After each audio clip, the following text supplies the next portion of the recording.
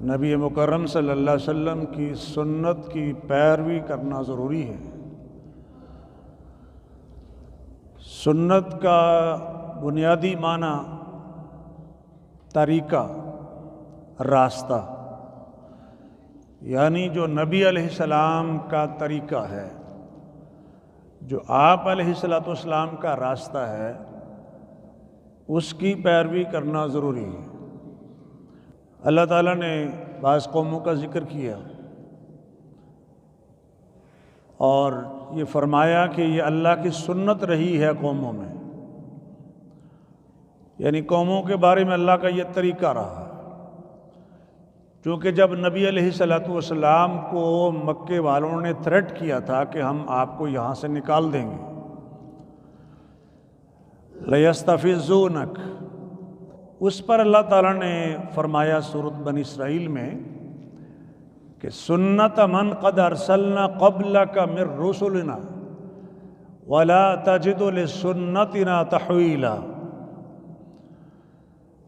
پہلے رسولوں کے بارے میں بھی ہمارا طریقہ یہ رہا ہے کہ جس قوم نے اپنے پیغمبر کو اس کے علاقے سے نکالا ہے تو قوم تھوڑی دیر ہی ٹھہر سکی ہے، یا تو ان پر عذاب آ گیا ہے نبی کے نکالے جانے کے بعد، یا وہ مغلوب ہو گئے ہیں۔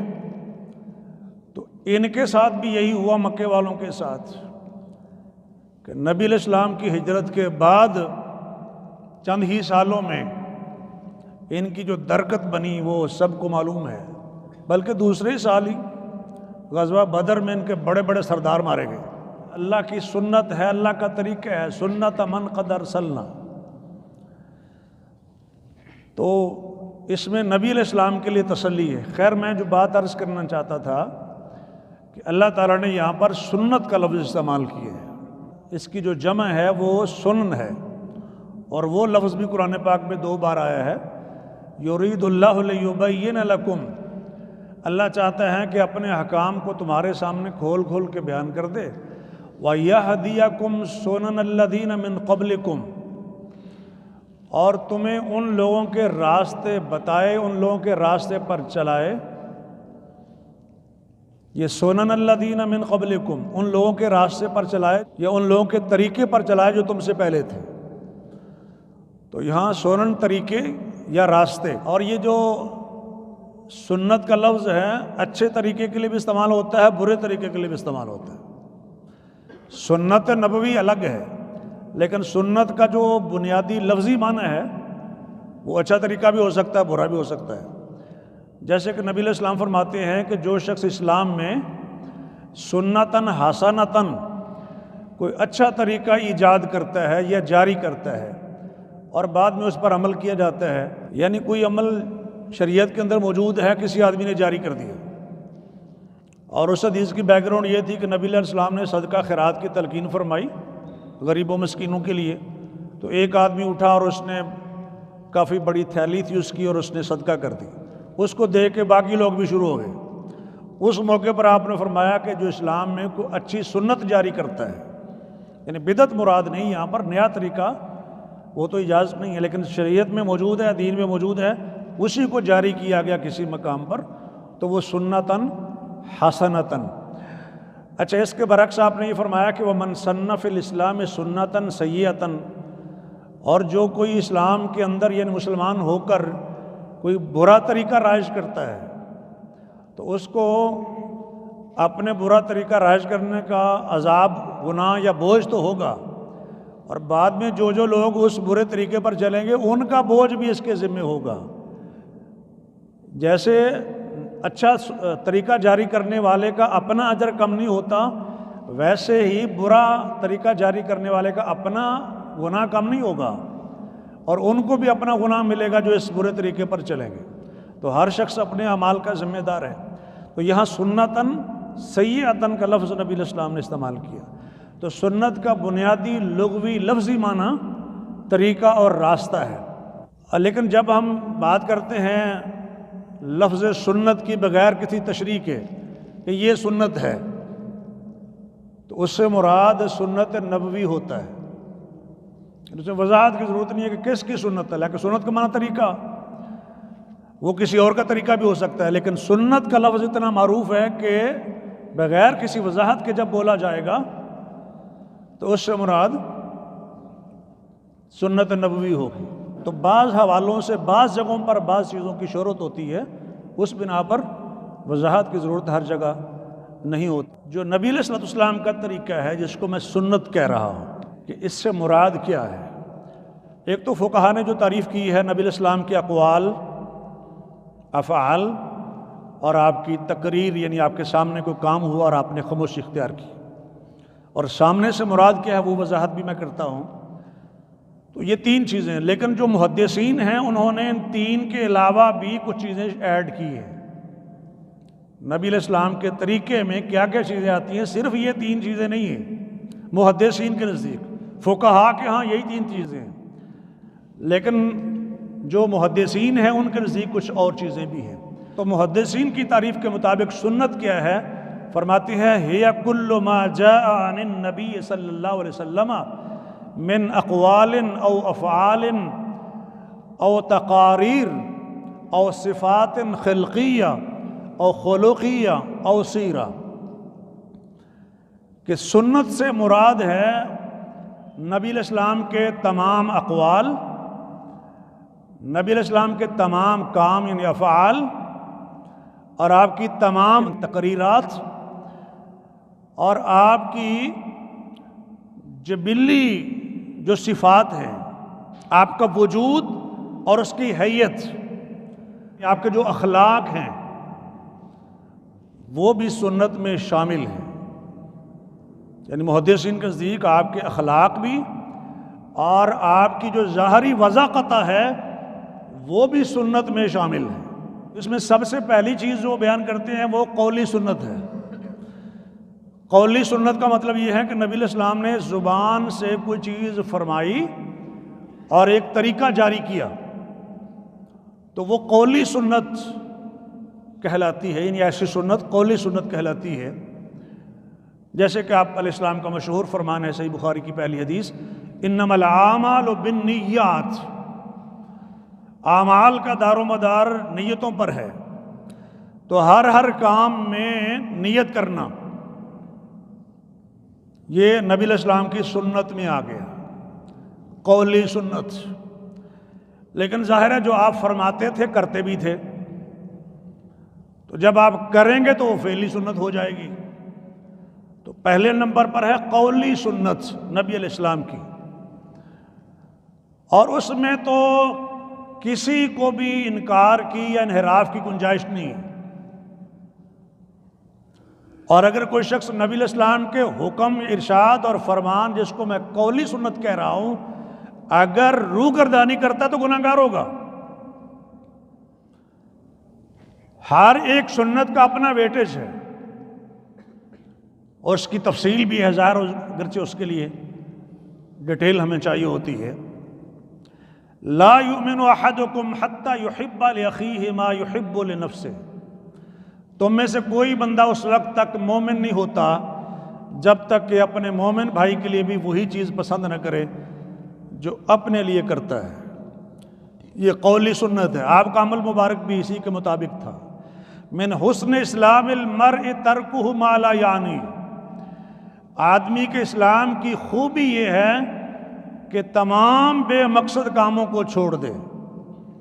قولی سنت نبی علیہ الصلوۃ والسلام کی۔ آپ نے دریا کے پانی کے بارے میں فرمایا هو الطہور ماؤہ والحل میتتہ، کہ اس کا پانی پاک ہے اور اس کا مردار حلال ہے۔ اس کے مردار سے مراد یہ ہے کہ وہ پانی کے جانور جو صرف پانی میں زندہ رہ سکتے ہیں، پانی سے باہر زندہ نہیں رہتے ہیں، وہ پانی کے جانور کہلاتے ہیں۔ جو خشکی پہ بھی زندہ رہتے ہیں اور پانی میں بھی زندہ رہتے ہیں وہ مراد نہیں ہے۔ تو عموماً اس سے مچھلی ہی مراد ہے، جیسے کہ شارح حدیث نے اس کی وضاحت کی۔ خیر یہ الگ مسائل ہوں گے، میں اس میں عرض یہ کرنا چاہتا ہوں کہ یہ قولی سنت ہے۔ ان چیزوں کو حلال جاننا اور ان کو استعمال کرنا یہ نبی علیہ السلام کی قولی سنت ہے۔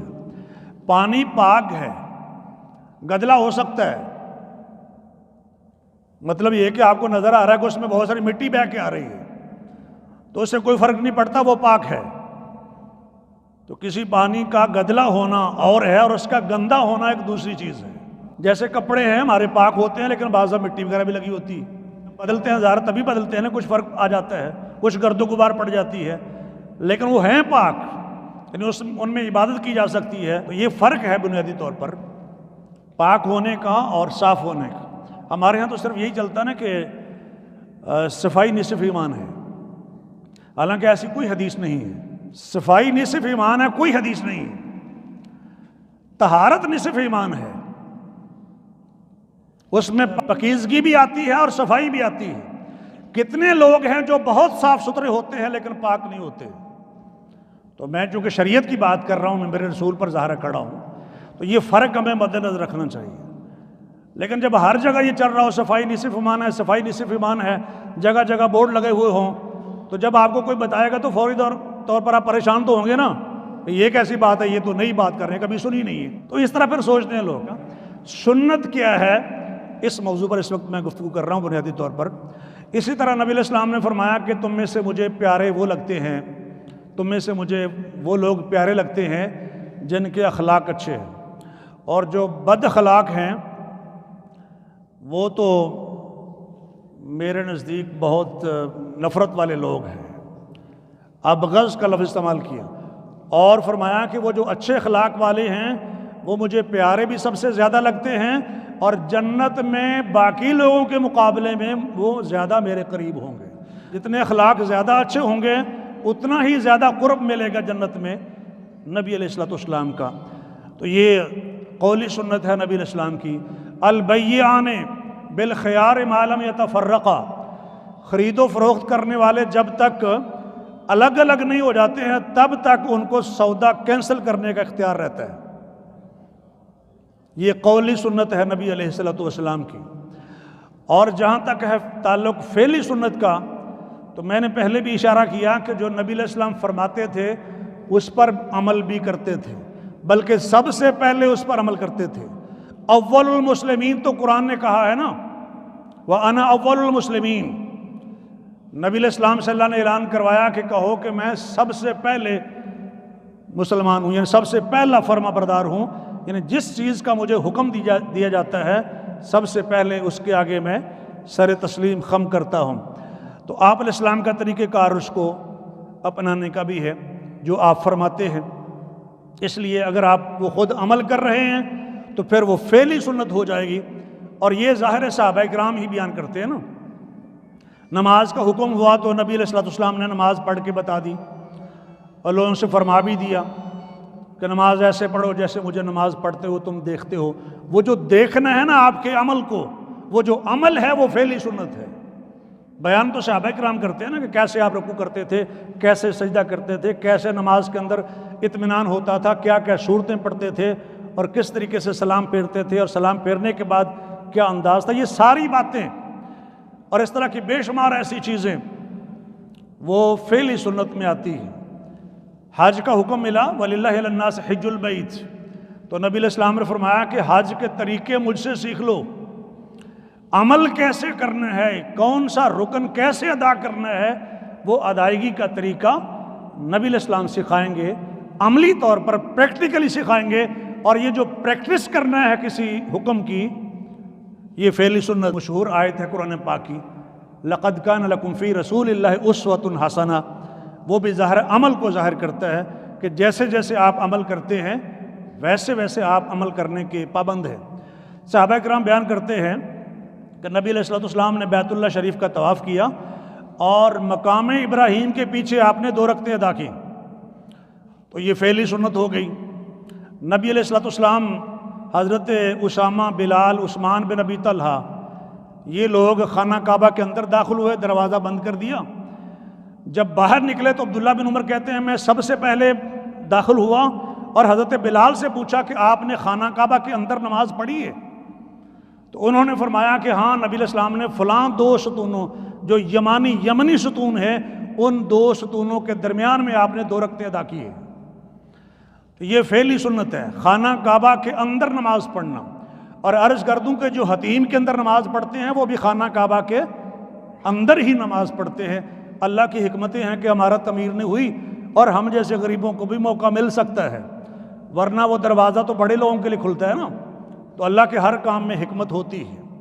جب آپ حتیم کے اندر نماز پڑھ رہے ہوں تو یہی تصور رکھیں کہ آپ خانہ کعبہ کے اندر نماز پڑھ رہے ہیں۔ خانہ کعبہ تو جگہ کا نام ہے، ہمارا تو بعد میں بنی، اللہ کا گھر تو پہلے وہاں موجود تھا جہاں پر حضرت اسماعیل اور حضرت ہاجرہ کو ٹھہرایا تھا سیدنا ابراہیم خلیل علیہ السلام نے، اور کیا کہا تھا؟ آپ کے حرمت والے گھر کے پاس ٹھہرایا ان کو، تو گھر تو بنایا انہوں نے بعد میں، وہی بچہ جب بڑا ہوا تو ساتھ تعمیر کر رہا تھا۔ تو اس جگہ کو مقام دیا اللہ تعالیٰ نے۔ خیر تفصیل کی طرف جانے کا وقت نہیں ہے، تو میں عرض کر رہا ہوں کہ فعلی سنت نبی علیہ السلام کی، حضرت عائشہ فرماتی ہیں رضی اللہ تعالی عنہا، نبی علیہ السلام رمضان المبارک کے آخری عشرے کا اعتکاف کیا کرتے تھے۔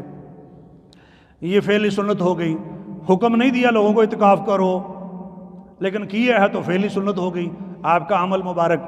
اس قسم کی اور بھی بہت ساری مثالیں موجود ہیں، لیکن اس میں 3 چیزیں اہل علم نے بیان کی ہیں کہ کچھ چیزیں وہ ہیں جو نبی علیہ السلام کے ساتھ خاص ہے، ہم نے ان پر عمل نہیں کرنا ہوتا، وہ فعلی سنت ہے آپ کی لیکن ہمارے عمل کے لیے نہیں ہے۔ آپ نے وصال کا روزہ رکھا ہے، ایک روزہ رکھا، افطار نہیں کیا اگلا شروع کر دیا، افطار نہیں کیا اگلا شروع کر دیا، افطار نہیں کیا اگلا شروع کر دیا، لیکن امت کو منع کیا ہے تاکہ امت کے لیے مشکل نہ ہو۔ تو اللہ کے نبی تو رکھتے تھے اور فرماتے تھے کہ میں رات گزارتا ہوں، میرا رب مجھے کھلا بھی دیتا ہے پلا بھی دیتا ہے۔ تو وہ ہمت اللہ تعالیٰ نے جو اللہ نے اپنے پیغمبر کو عطا فرمائی ہے، امتی کے اندر تو وہ ہمت نہیں ہو سکتی نا، اس لیے امتیوں پر وہ برڈن نہیں ڈالا، لوگوں کو منع کر دیا۔ اب اگر کوئی وصال کا روزہ رکھے گا تو وہ خلاف سنت عمل کرے گا، جو نبی علیہ السلام کی فعلی سنت ہے وہ اس کے خلاف جائے گا۔ قولی سنت ساتھ شامل ہو گئی کہ آپ نے لوگوں کو منع بھی فرما دیا۔ تو خیر یہ خاص عمل ہو گیا۔ اس طرح فیملی لائف میں کچھ خاصے ہیں نبی علیہ السلام کے لیے، امت کو اجازت نہیں ہے۔ اور پھر کچھ چیزیں ایسی ہیں جو بشری تقاضے سے آپ کرتے تھے، فطرت میں جبلی کہہ لیں آپ، جبلت میں شامل ہوتی ہے، امت کو پابند نہیں کیا ان کا۔ کچھ چیزیں وہ ہوتی ہیں جو لوگوں نے اپنے تجربات سے حاصل کی ہوتی ہے، اور پیغمبر کا اگر وہ فیلڈ نہیں ہے تو وہ لوگ آزاد ہیں اس میں۔ جیسے صحیح مسلم کی روایت ہے کہ لوگ پیوند کاری کر رہے تھے کھجوروں کی، تو آپ نے فرمایا اگر تم نہ کرو تو اس سے کیا ہے؟ لوگوں نے رہنے دیا، پیداوار کم ہو گئی اگلے سال، تو لوگوں نے آپ سے عرض کیا تو آپ نے فرمایا انتم اعلم بامور دنیاکم، یہ جو تمہارے دنیا کے اپنے کام ہیں نا ان کو تم بہتر جانتے ہو، جب میں تمہیں دین کے بارے میں کوئی حکم دوں تو اس کو لے لو۔ مطلب یہ کہ یہ تمہارے لیے لازم نہیں تھا کہ تم اس کے مطابق عمل کرتے، یعنی ایک دنیاوی معاملے میں ایک رائے تھی نبی علیہ السلام کی، چونکہ جس آدمی کا فیلڈ ہوتا ہے وہ ظاہر ہے وہی اس میں ایکسپرٹ ہے نا۔ اب دوسرے شخص کو عام طور پر یہ ہوتا ہے کہ وہ اگر کوئی اس کے علم میں کوئی بات ہے تو وہ اپنی رائے دے دے۔ اچھا اس میں لوگ سوچتے ہیں کہ نبی علیہ السلام نے یہ رائے کیوں دی، یہ اہم بات ہے۔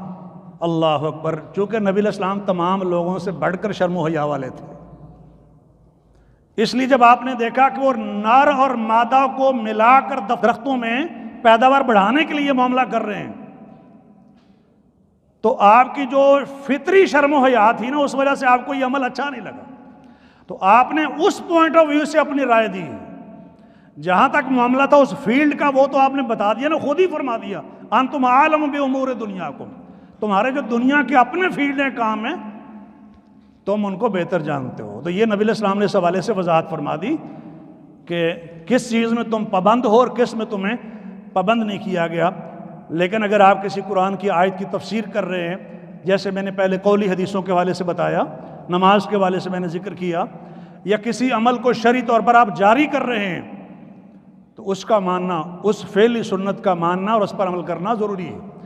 جیسے حضرت عمر نے حجر اسود کے سامنے کھڑے ہو کر فرمایا تھا کہ تو ایک پتھر ہے، نہ نفع دے سکتا ہے نہ نقصان دے سکتا ہے، اگر میں نے اللہ کے رسول کو نہ دیکھا ہوتا یقبلک، کہ تجھے بوسہ دے رہے ہیں، ما قبلتک، تو میں تجھے کبھی بھی بوسہ نہ دیتا۔ گویا کہ نبی علیہ السلام کی یہ جو فعلی سنت ہے وہ امت کے عمل کے لیے بھی ہے، اور اسی کا اظہار حضرت عمر رضی اللہ تعالیٰ عنہ کر رہے ہیں. یعنی ہم آپ کو اس لیے نہیں چوم رہے ہیں کہ نفع نقصان آپ کے ہاتھ میں ہے، پتھر کے ہاتھ میں ہے، نفع نقصان تو اللہ کے ہاتھ میں ہے، بس ہم اس لیے چوم رہے ہیں کہ نبی پاک علیہ السلام کی سنت ہے، اور میں اسے کہہ رہا ہوں کہ فعلی سنت ہے. تیسری جو قسم ہے سنت کی، نبی علیہ السلام کی سنت کی، وہ تقریری سنت ہے. اس کا مفہوم میں عرض کر دیتا ہوں، باقی تفصیل میں پھر عرض کروں گا. کہ نبی علیہ السلام کے سامنے کوئی کام کیا گیا، یہ بات تو آپ نے سنی کہ آپ علیہ السلام کے سامنے کوئی کام کیا گیا اور آپ نے اس کو برقرار رکھا. کیسے برقرار رکھا؟ اس کے مختلف طریقے ہیں.